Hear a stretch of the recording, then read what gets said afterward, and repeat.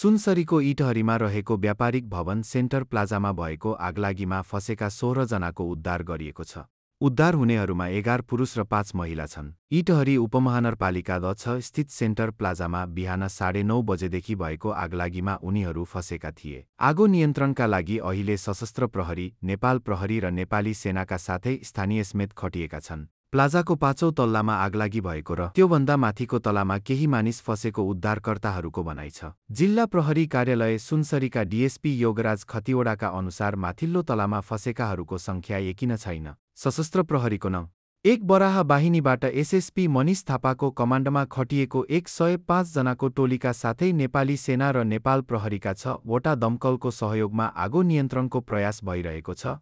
उक्त प्लाजामा केही व्यक्ति रहेको आशंकामा उद्धारका लागि नेपाली सेनाको हेलिकप्टर समेत पठाइएको छ। गृहमन्त्री रमेश लेखकको सचिवालयले हेलिकप्टर पठाइएको बताएको छ। हेलिकप्टरबाट समेत उद्धार सुरु गरिएको छ। अझै प्लाजाभित्र 3 जना फँसेको देखिएको उद्धारकर्ताहरूको भनाइ छ। उनीहरू उद्धारको पर्खाइमा छन्। आगलागीको कारणबारे खुलेको छैन।